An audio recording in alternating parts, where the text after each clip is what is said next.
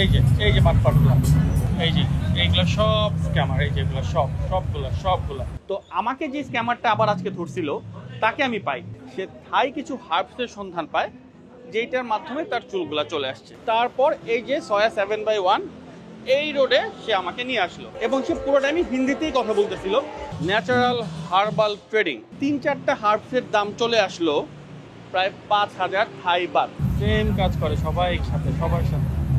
ওই যে স্ক্যামারটারে ভাগাই দিলাম, এই যে ওনাদের সাথেও করতে নিছিল, তাই পুলিশকে ফোন দেই। তো পুলিশ ফোন দেওয়ার পর বললো যে পুলিশ স্টেশনে আসেন। আর সুকুমবিট এরিয়ার কাছের পুলিশ স্টেশনের নাম হচ্ছে লুম্ফিনী পুলিশ স্টেশন। 2012-তে আমি প্রথম থাইল্যান্ড আসি, আর এখন 2025। এর মধ্যে অনেকবারই থাইল্যান্ড আসছি, কিন্তু কখনোই আমি কোনো স্ক্যামের শিকার হইনি। কিন্তু এইবার একটা স্ক্যামারের পাল্লায় প্রায় পড়েই গেছিলাম। তো ঘটনাটা কি সেটাই আপনাদের সাথে আজকে শেয়ার করব। এখন বাজে হচ্ছে রাত 3টা, কিন্তু আশেপাশের অবস্থা দেখে আপনি বুঝতেই পারবেন না যে রাত 3টা বাজে। তো ঘটনাটা হচ্ছে ঠিক এরকমই একটা সময়। আমি 3-4 দিন আগে এই রাস্তা দিয়ে হাঁটতেছি, এটা হচ্ছে সুকুমবিট সয়া 11। এই রোডটা খুবই হ্যাপেনিং।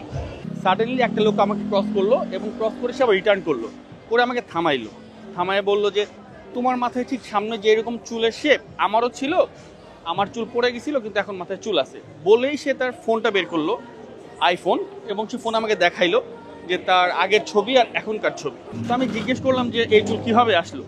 তখন সে বলতেছে যে সেই থাইল্যান্ডে একবার আসছিল, আসার পরে হচ্ছে সে থাই কিছু হার্বসের সন্ধান পায় যেটার মাধ্যমে তার চুলগুলা চলে আসছে।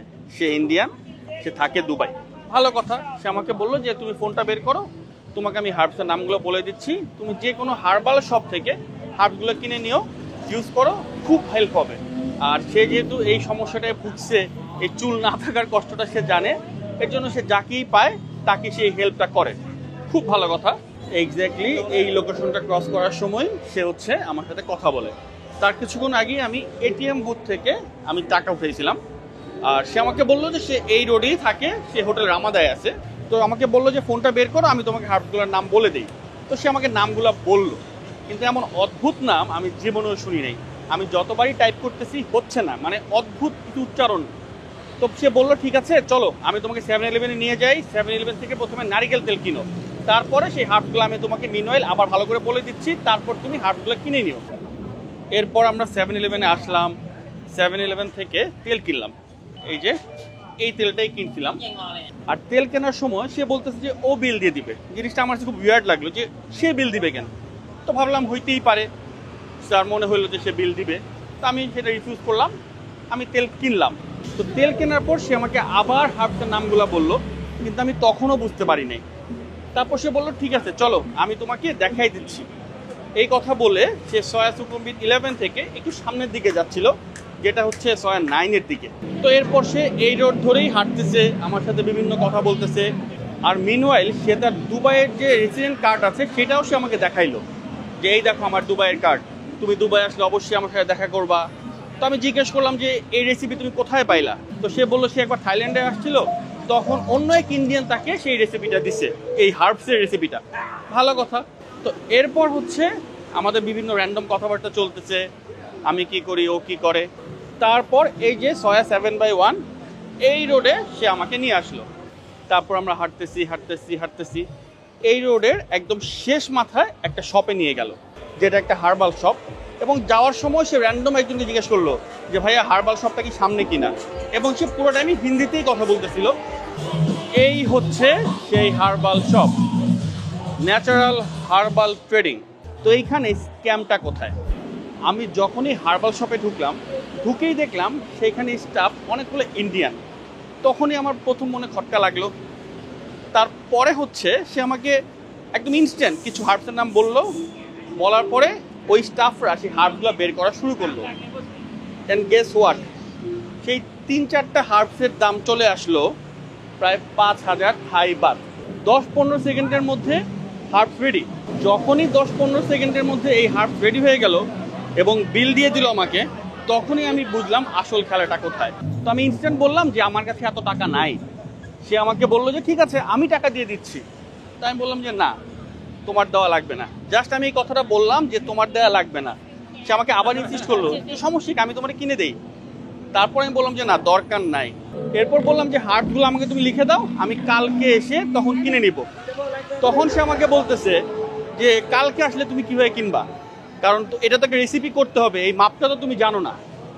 তারপর যখন আমি আবার ডিনাই করলাম, জাস্ট 2 সেকেন্ডের মধ্যে সব থেকে বের হয়ে গেল। আমিও বের হইলাম এবং বের হয়ে দেখলাম ওরা 2 সেকেন্ডের মধ্যে সব থেকে অনেক দূরে চলে গেছে এবং পিছনে ঘুরে তাকায় দেখলো যে আমি আসি কিনা। অ্যান্ড আমি গলি থেকে বের হইতে হইতে ওরা ভ্যানিশ। এটাই হচ্ছে স্ক্যাম। এই স্ক্যামটা পাল্লায় আমি কোনোদিনই পড়ি নাই, আমি কোনো ভিডিওতেও দেখি নাই। তো আপনারা যদি ব্যাংককে আসেন, এই ধরনের স্ক্যাম থেকে সাবধান। ওরা টার্গেটই করে ইন্ডিয়ান, বাংলাদেশিদের, যেন খুব ইজিলি আপনাকে ভুলভাল বুঝে এই হার্বাল শপে নিয়ে যাবে, আপনাকে দিয়ে হিউজ টাকা শপিং করাবে এবং দিন শেষে আপনার রেজাল্ট হবে 0। আর ব্যাংককের সবচেয়ে কমন স্ক্যাম হচ্ছে এই টুকটুকগুলা। এই যে দেখতে পাচ্ছেন, এরা 50 টাকার ভাড়া আপনার কাছে চাইবে 500 টাকা। আপনি দরদাম করে বড় যে 300-তে আসবেন, তারপরেও আপনি অনেক ঠকবেন। তো বেস্ট সলিউশন হচ্ছে আপনি কোনো অ্যাপ ব্যবহার করবেন। বোল্ট, গ্র্যাব, এই অ্যাপগুলো হচ্ছে বেস্ট। অথবা আপনি বিটিএস বা মেট্রো ব্যবহার করবেন, তাহলে আপনার অনেক টাকা বাঁচবে। ভিডিওটা আগের ক্লিপে শেষ হয়ে যেত, কিন্তু এর মধ্যে অনেকগুলো ঘটনা ঘটছে। আমরা সুকুমবিট স্কয়ার 4-এ গেছিলাম খাওয়া দাওয়া করার জন্য। খাওয়া দাওয়া করে যখন আমরা ব্যাক করতেছিলাম, তখন দেখলাম যে লোকাল কিছু মানুষজন একটা স্ক্যামারকে ধরছে এবং ধরে অনেক চিৎকার চেঁচামেচি করতেছে যে এই স্ক্যামারগুলো পাকিস্তানি, ইন্ডিয়ান, এরা এই সুকুমবিট এরিয়া ট্যুরিস্টদেরকে প্রতিদিন ঠকাচ্ছে। তো আমরা সেই ভিডিওটা ক্লিপ নেই।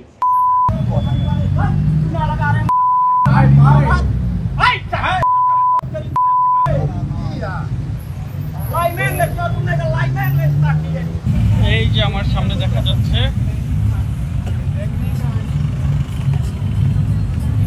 এই যে বাটপাড়া, ওইখানে কিন্তু লোকাল পাবলিক ওদেরকে এমন ধাওয়া দিচ্ছে, এখন পালায় যাচ্ছে। সোয়া 4 থেকে এখন আবার সোয়া 11-এর দিকে চলে যেতেছে। এই যে সবগুলো স্ক্যামার একত্র হয়েছে ওইখানে, ওই যে 3টা একত্র হয়ে দাঁড়ায় আছে।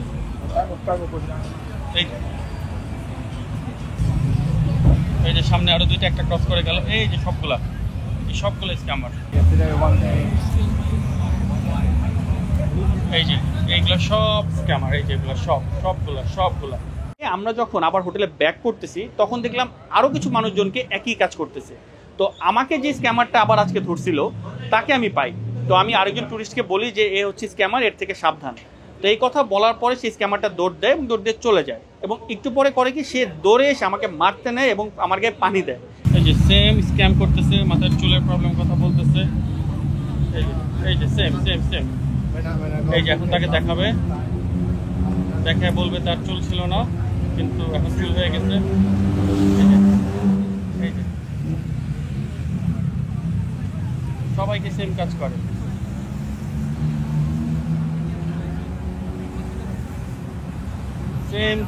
সবাই একসাথে, সবার সাথে। ওই যে স্ক্যামারটারে ভাগায় দিলাম, এই যে ওনাদের সাথেও করতে নিছিল। তারপর এখন ওই যে আমার এই জন পালাইতেছে।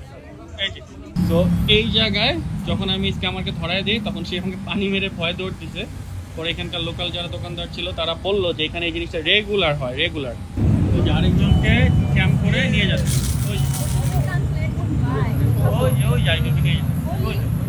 তো লোকাল মানুষজনরা বললো যে আপনি হচ্ছে এখন পুলিশের কাছে যান। তাই পুলিশকে ফোন দেই। তো পুলিশ ফোন দেওয়ার পর বললো যে পুলিশ স্টেশনে আসেন। তো এখন আমি হোটেলে ব্যাক করতেছি, হোটেল থেকে আমার পাসপোর্ট নিয়ে আমি পুলিশ স্টেশনে যাব। হোটেল থেকে পাসপোর্ট নিয়ে এখন আমি পুলিশ স্টেশন যাচ্ছি। আর সুকুমবিট এরিয়ার কাছের পুলিশ স্টেশনের নাম হচ্ছে লুম্ফিনী পুলিশ স্টেশন। তো এখন পুলিশ স্টেশনে যাব, গিয়ে এই পুরো স্ক্যামের ঘটনাটা পুলিশের কাছে রিপোর্ট করব। তো হোটেলে ব্যাক করলাম, পুলিশ স্টেশনে সব কিছু আমরা রিপোর্ট করলাম। আমাদের থেকে ডকুমেন্টস নিল, ভিডিও ফুটেজ নিল, সব শুনলো, লিখলো। ইংলিশ বুঝতে ওদের অনেক কষ্ট হয়, তাই অনেক সময় লাগলো। তো ওরা বললো যে ওরা অ্যাকশন নিবে। আর এই ভিডিওটা যারা দেখবেন, তারা ব্যাংককে আসলে অবশ্যই স্ক্যামারদের থেকে সাবধান থাকবেন, নাহলে আপনাদের অনেকগুলো টাকা নষ্ট হবে।